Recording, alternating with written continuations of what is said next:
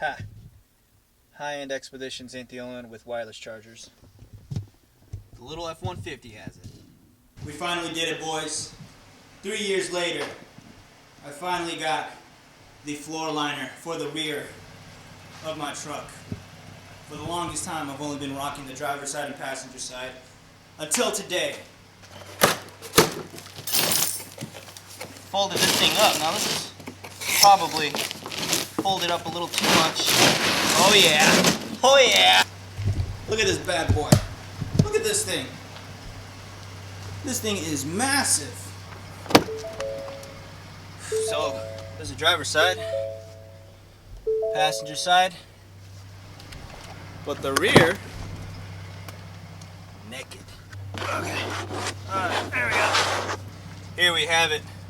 The rear floor mat is in. This is the Husky liner, originally made for the F-150. Put our seat down and look at that. Look at that. What's cool is the floor liner actually has to tuck itself in underneath your jump seat here. Looks good, it fits the truck, and more importantly, it's gonna protect it. Looks like a rug. Yeah, a rug? Actually just saw this in the packaging, but apparently there's two types. Two lines on here. You might need to chop off a little bit of your floor mat if it doesn't fit. Mine actually fits perfectly, and I even tucked it in underneath. Alright, so today's video is gonna be a little bit different. Today's video is a little bit different, but it is revolved around the F-150. Now, if you're like me, if you bought a really basic truck with no amenities, very few luxuries, this is a fleet truck. It's an XL, very few amenities on this thing. Hence the whole building it up and doing all this crazy stuff to it. There is one thing that I was really trying to do on this truck, and it has to do with the jump seat on the truck. So if your F-150 has a jump seat, then you probably have this little section right here, which is ideally for your phone. Even has a little opening over here for your charger. Makes perfect sense. So this is brilliant. Ford really thought of everything on this one. But I wanted to change it up a little bit by adding a wireless charging pad.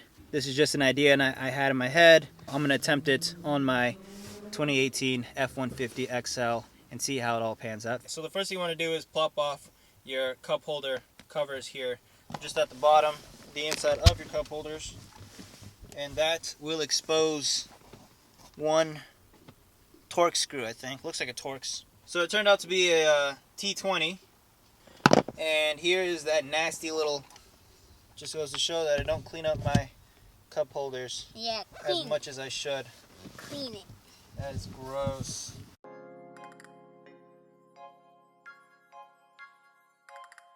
So I want to put the wireless charging coil back here, and of course that's going to require power.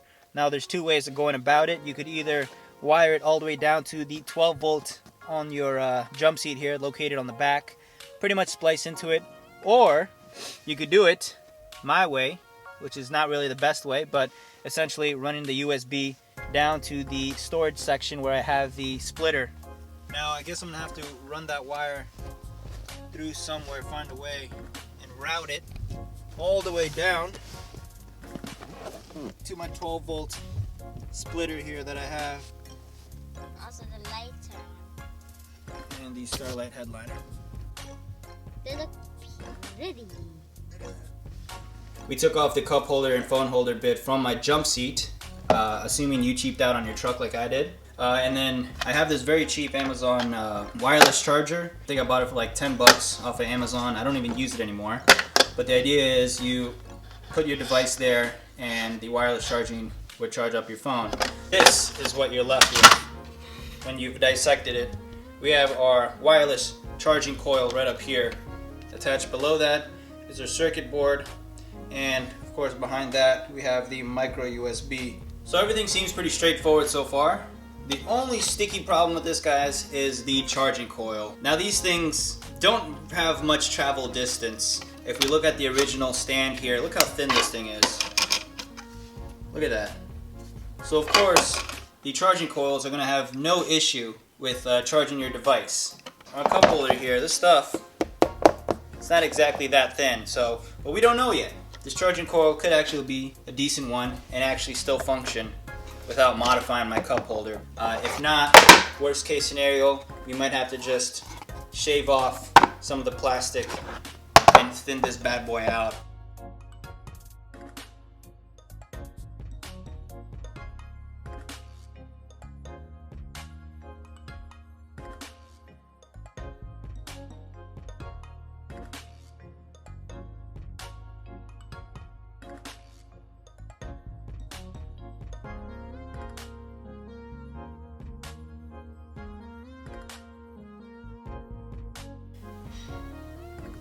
Nothing. It's not charging. I guess we'll have to modify our cup holder a little bit, somehow make this thing a lot closer to whatever device we're charging here. But at least it works without a phone case. Alright, here's the sit rep. Let's take a look at how much of the plastic we shaved off. A decent amount. Now the original thickness is what I assume is that. But of course, we can't go that thickness. The wireless charging pad won't exactly work. We use this Drill Master little rotary tool set that I got at Harbor Freight for like 20 bucks. It's perfect. Comes with all these attachments, and of course we use the little sandpaper wheel to just shave off a bunch of it. After that, got some sandpaper and pretty much hit that up. That'll take you a while. So instead, got the oscillating tool from the job site. Found this at Harbor Freight. We'll attach this to the multi-tool. We got sandpaper here, and we will get a perfect, well, near perfect, little area designated for the charging coil.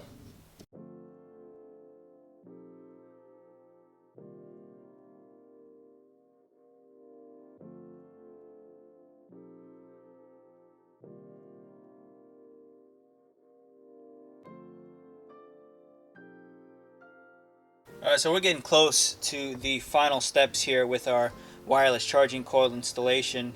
As you guys saw earlier, we had to shave down a good chunk of the plastic simply because it was just too thick, and the charging coil would not charge that well, especially with the case on your phone. But we shaved it down enough to fit the charging coil. Now it's kind of flush with the trim piece itself. Hot glued the backing piece that was on the charging coil, and then I'm temporarily holding up the circuit board with duct tape right now because, well, we got to make sure we have clearance here. We do have a seat belt directly in the way of our charging station, but I rarely ever have somebody sitting on the jump seat. So, but for sure we're gonna have to shorten the length of our power cord here. You can probably kind of see the wire hanging in through here. That was fed from here at the bottom. Here's my charging station that I was referring to earlier. We got 3 12-volt splitters. I got 2 USB charging ports.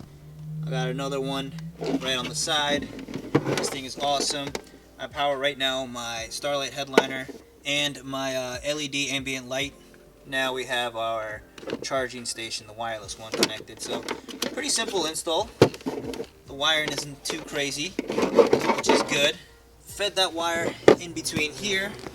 That's going through here. I opened this piece up. It's just prying it out and looping it out of the latch, and pretty much running the wire in there all the way through here. So now the idea is it'll fit through here. You won't even see it because this will cover it, and the trim piece will cover the rest of it, so you won't even know it's there. Another thing I forgot to mention is, since you already have this pretty much out, it'd also be a good idea to clean it up because stuff does accumulate pretty bad. It was actually pretty nasty here, and obviously since you have it open, you might as well clean it up. Alright, everything's in its place right now. I've attached it. I've attached the cup holder. I still need to secure the T20 that goes directly in the center, but all the push clips are in. Like I said, can't even see the cable, hidden. And one important thing, guys, is that you want to make sure you have enough slack on your actual power cord, because if you do open your seat often, then there's a chance you might snap your cable. It happened to my old 12-volt splitter that I had on here before. Although that one was pretty cheap, I pretty much snapped the wire clean when I opened up my jump seat, because I had wired it and I didn't leave enough slack. Just enough when you open and close your jump seat, we have a decent amount of our cable, and we have a decent amount of play here, so nothing really to be worried about. There we go. Both the LED floor lights and the headliner are functioning. And now we have a wireless charger connected to this. Nice. And that is pretty much it. Hopefully I don't have to replace the fuse on the splitter too often, but I do have extras just in case. So far so good. And of course I turn off all my stuff when I leave the truck at night. Alright, so everything has been put back in its place. Wires have been tucked, trim pieces have been reattached. And now we have two phones here. Got a Galaxy, we'll throw this on here first. Great success. We got charge. And this is with a pretty decent size case. But now we have an iPhone with an OtterBox case. Charges. Wait, where'd it go? Charging, look at that. With an OtterBox case. So, pretty good. I'm actually really pleased. Samsung charges just fine. iPhone with a very thick OtterBox charges as well. This is awesome, guys. No more needing this. And there we have it. We have successfully installed the wireless charging coil on the F-150 jump seat. Now this truck isn't so basic anymore. So going back, I had a wireless device charging station that I got off of Amazon for like 10-12 bucks. Ended up opening that and using the circuit board and of course the charging coil off of that. Had to modify the plastic because it was too thick and would interfere with the charging. Probably wouldn't even charge, or it would be a very slow, weak charge. So that's why we shaved down a decent amount of the plastic, and now we're able to charge phones with OtterBoxes. So that's awesome, guys. The other thing too that I really didn't mention before is that there are different types of circuit boards out there. There are sets ready to go that you could get off of eBay or off of Amazon that are even more powerful. Maybe they're not going to be the standard charging like this one is. You could also just buy a really cheap device charging station and pretty much open that up. Might even be cheaper than buying those do-it-yourself kits. And also, you want to read up on what kind of charger you want to put on, because there are standard ones and then there's also fast charging ones too. You got to pay attention to the watts. I think the one installed here is like a 7 watt, which isn't fast charging. It's pretty slow. Well, it's kind of standard, I guess, but just do your research on what kind of charger you want on your truck. Hope you all enjoyed today's video. Be sure to leave a like, comment, hit that subscribe button. All of that is greatly appreciated. I'll catch you guys on the next video. Peace and take care.